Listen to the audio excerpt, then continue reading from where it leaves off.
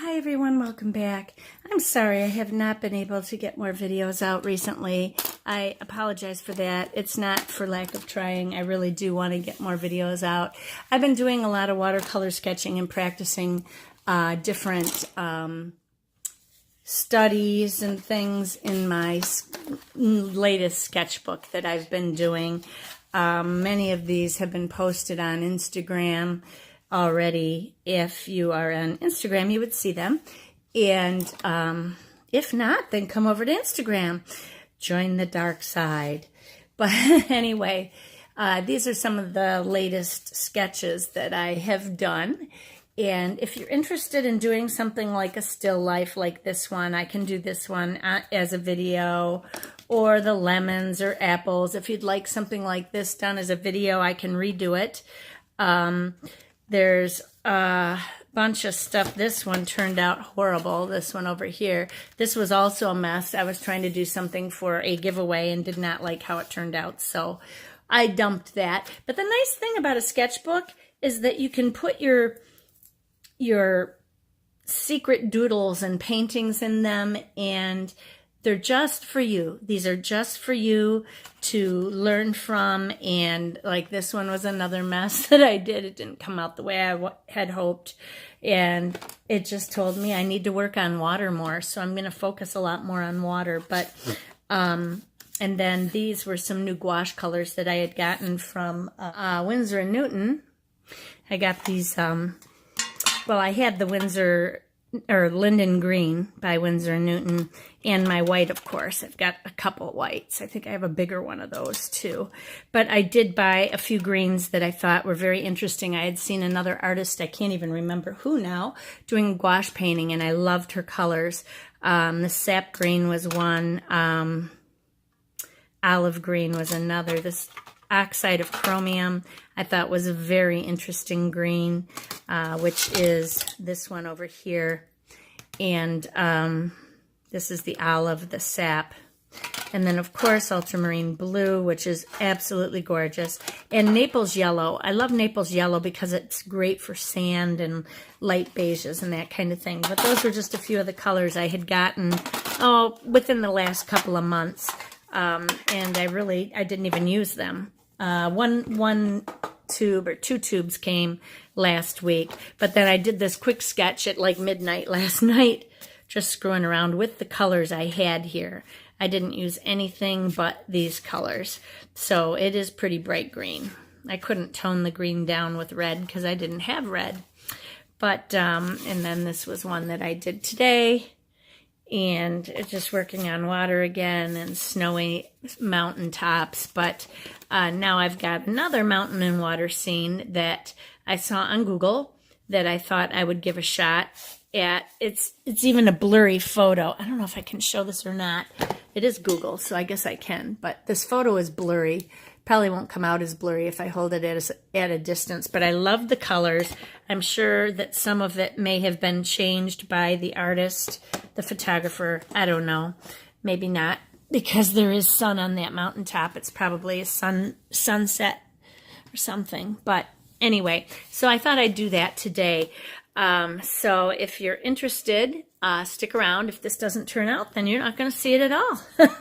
But I'm just playing around with my watercolor until next week. I believe it's next week that we start Inktober. But I'm not sure if today is the 23rd, 7 days would be the 30th. So no, it's a little over a week, but a week from Monday, I believe. Soon. I love that Winsor & Newton gouache. That designer gouache that they make is leaps and bounds above any other type of gouache I've bought. So if you're interested in buying gouache, just buy a couple tubes at a time. Be patient if you can't afford it. They do sell sets that are in small tubes if you'd like to try that. I didn't do it. I think their small sets are like 10 tubes for $56 or something like that. It might be 6 tubes. I can't remember. But gouache is usually cheaper than watercolor, I found. So I haven't had any problem that way. It's just that I'm broke. I have no money since my disability was cut off. So And that fight continues. Oh boy, do I have a story to tell you guys at some point, but I can't talk to you about it yet on camera. Hopefully at some point I can tell you this long nightmare of a story that's been going on. Talk about drama. Oh my goodness. But my lips are sealed, so let's get started on the painting. Here I'm just wetting down the top of the sky area, and I'm going to use some phthalo blue today for my sky. This is just phthalo blue green shade, and I'm just dabbing it here and there so that I can get some clouds in. I have a lot of water down on the paper though, so I'm going to dab it off with a little paper toweling to keep it from bleeding into each other anymore, because it was really starting to bleed fast. And that's it for the sky. Then I'm going to go in here with some yellow ochre. I'm sitting here watching, I'm on my couch. It's a really awkward painting position, as you can see, with my feet sticking out this way, and there's my picture, and I'm in my pajamas, but I just was wiped out. So, and I thought, gosh, I only did one video last week, and it just wasn't that much, and so I thought, I'll do one, but I got sucked into this Netflix. I'm a Lady Gaga fan. I mean, I think any age can love Lady Gaga. She is just the sweetest person in the world. I know that she's gotten a lot of bad press from especially older people because some think she's just so strange, but I'm telling you, she is the most down-to-earth person, and they just did a documentary on her. It was released today on Netflix, and I'm just going gaga over it. It's called Gaga, 5'2", and it's all about her life, her career. It's not like a documentary taking you back in time. She talks about things, and you're just walking through her day-to-day life with her. I recommend it to anyone, even if you're not a Lady Gaga fan, so that you can get a glimpse at who she really is. I've heard my brother-in-law even told me once, he said, how can you even watch her or listen to her? She's a devil worshiper. And I said, oh, what? No, she's not. She's a good Catholic girl, you know? And he said, no, she's not. And I said, just because she wears a cross doesn't make her Christian. And I said, no, but I don't know what you've read about her, but maybe you should read a little bit further, because she's really a wonderful person. And when she started out, she was only 21 years old, you know, so give her a break. But this will explain everything. If you've ever wondered anything about her, this tells it all. I mean, right down to her going to church, you know, she's just really a down-to-earth person. And she talks about the life of being a star and all of that. And it's not whining and bitching. She's very grateful for it. But it's really interesting, so I recommend it to you guys. I'm going to continue on with this in hyperlapse, but I just thought I'd gab a little bit.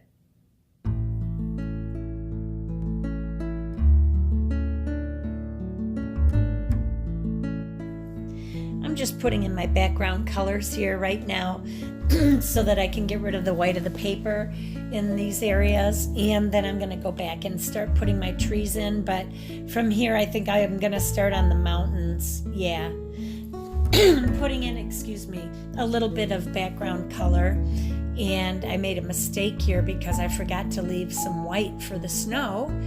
And after I did that, I thought, uh-oh, and I tried to wipe it off, but it was a staining color that I had used, so I couldn't wipe it off.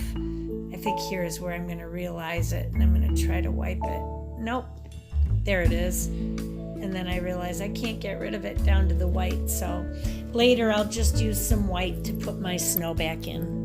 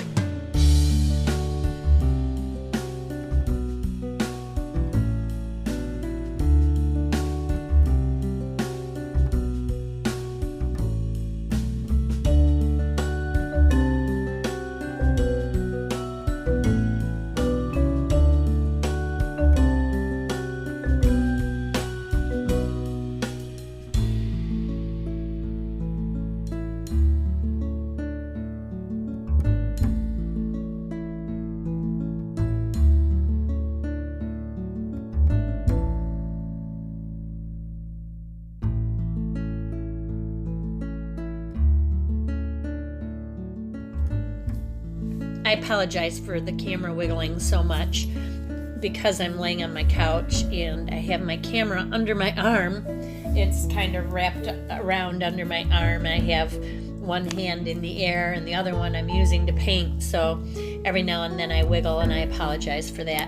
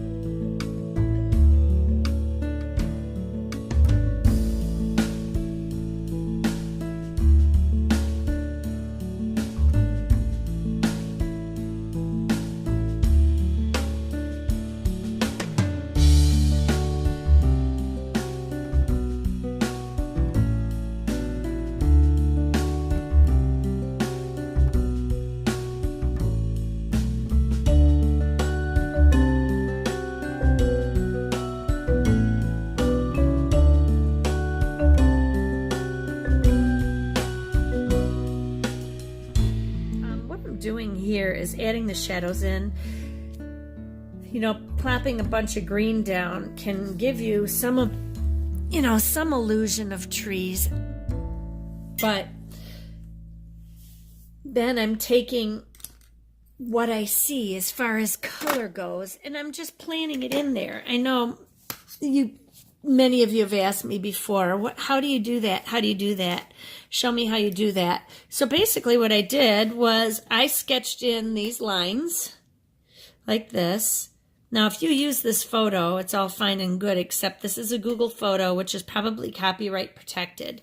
So you can't sell this. But I just went up and down sketching these lines in, but that doesn't tell you anything. Then I have this purple. Now, like I said, this is a blurry photo. So if you see it like I'm seeing it, it's really blurry. Like, you know, it's not clear.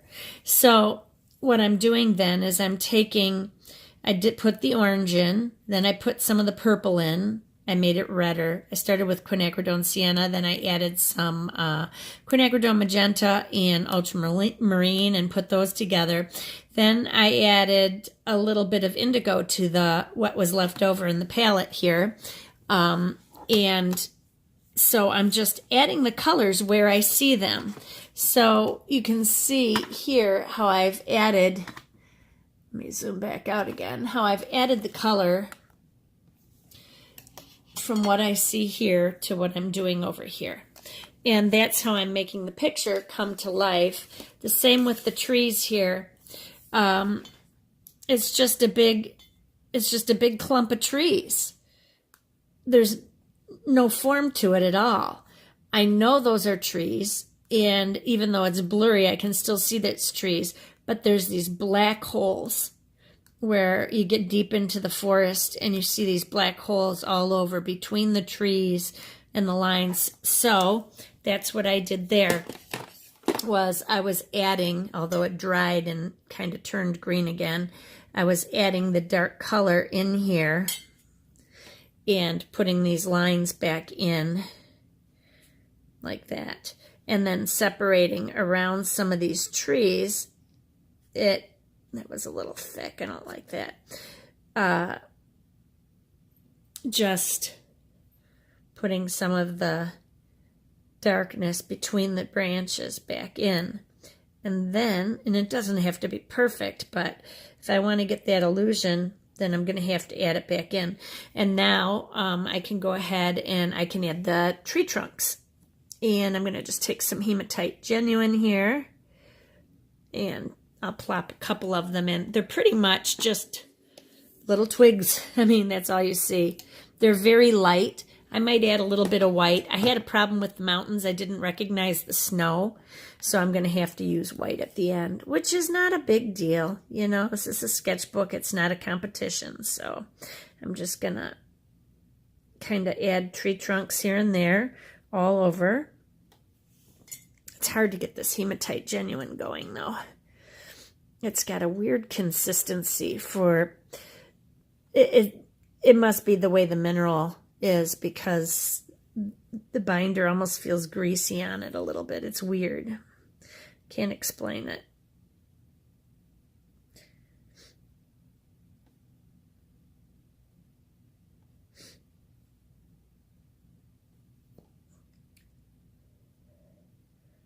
So I'm just adding twigs here and there so that I know that I have the trees in, and then I can add branches later after this dries. So it's starting to get that forest look, and then I'll come back and I'll add the light to it. And I came down a little bit further than I wanted to, so this beautiful area here, I can't remove this now, it's too late because I have staining color. Maybe I can. I'm going to try it and see if I can remove it. Can always add the color back in, but I'm going to try and take all this out here. Erase. And they say that watercolor can't be erased, huh? There. Now I've got the room to put those bushes and stuff back in. That undergrowth was really pretty. I have to let it dry, and then I can go back in and put it back in there. I'm going to add some of this undergrowth back in again.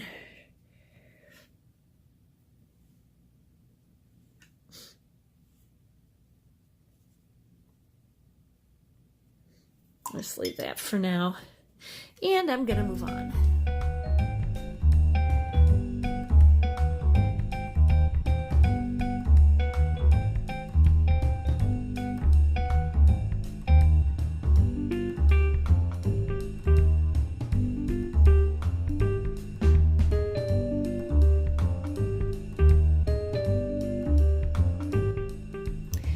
So I've been using this aluminum palette quite a bit, and I have to say I really like it. It stays closed well.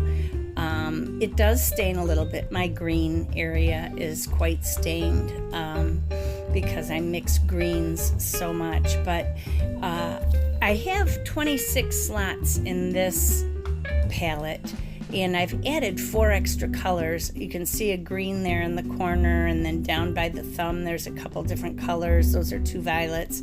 Then I have that cobalt teal color over in the other corner. I have another, I forget what color it is, that Aussie red gold, that's it. So I have like 31 colors in this palette, and that's not even all my colors. I have a lot of colors. I have about 64, 63 colors that I have of my Daniel Smith. So I decided to go ahead and buy the 65 well palette for my everyday palette. Aside from my studio palette, of course, I love my ceramic palette. That holds, I think, 32 colors. But, and I've been trying to use those up as much as possible. But I do a lot of painting when I have to put my feet up and lay back a little bit, recline, because I can't sit in my studio and paint for real long. And I thought, what the heck, I'm going to get that palette, and I think I'll like it. It's bigger than this one, obviously. I think it's another 5 inches longer. But that's fine for in the home, you know. If I'm going out painting, I'll either use my N Plein Air Pro easel or this palette that I have here, which is great for plein air painting and that sort of thing. I can mix whatever I need from that palette. In fact, there's some colors that I probably would remove once I use them up, things that I'm not using as much as I thought I would, and I can move them around. But that'll be coming on Monday, so when I do my setup, I'll show you guys. And then I also got a new color, ultramarine violet. I've never used that color before, and it's such a beautiful color. I wanted to try it. And I also bought myself some more of the Mayan Blue Genuine, because those Prima colors, Primatech that I had bought, Primatech, not Prima, by Daniel Smith, the Primatech Genuine colors that are made from the minerals. The Mayan Blue Genuine I use a lot in water and for mixing other sorts of stormy blues up and that kind of thing. And if you look at my palette, it's the third blue from the bottom, and it's always rubbing the bottom of the palette, and that's all I had left. So I bought another tube of that. And I also recently bought another tube of Hematite Genuine that I use quite a bit of too.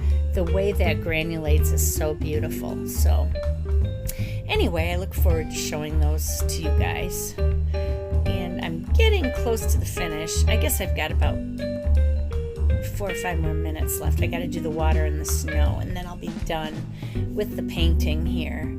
And like I said, I need to work on my water. I'm not real happy with the way my water turns out, so I'm going to devote some time to that. I know I said I'd do that with people, but I always go back to landscapes, so I need to start adding people into my landscapes more, I guess. But and maybe they can swim, because I need to work on water too. Oh geez.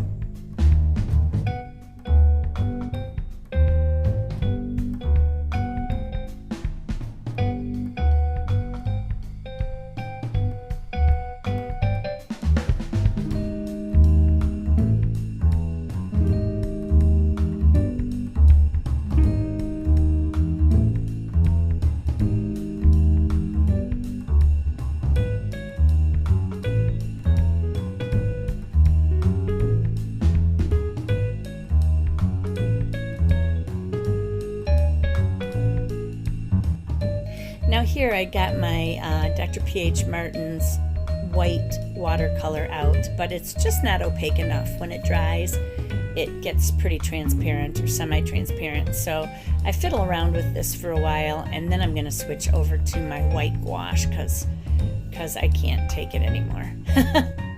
And this works much better.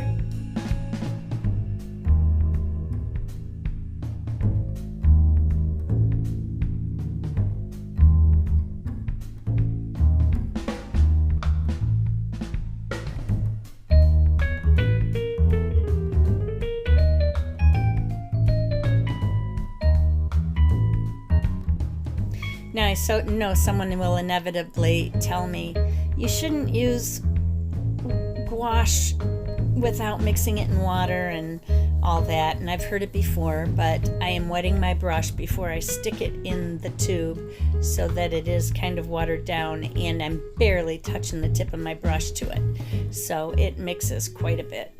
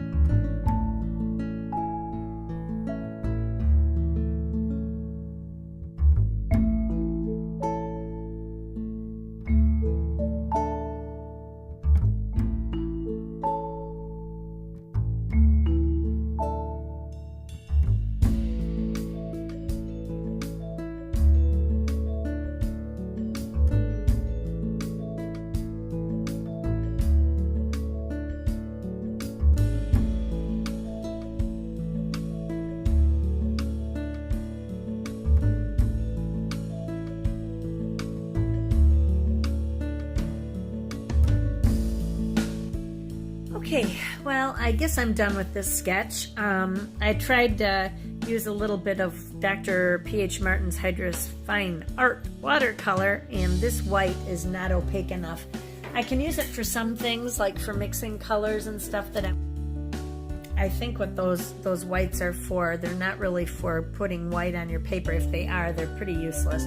But you can get different shades of color, like making pinks and things like that, instead of, like with the red, you can't always, or a magenta, you can't just make pink by changing the value and watering it down. You really need white in order to make some of those colors. So I think that's more what the intentional use is for, but I don't know for sure.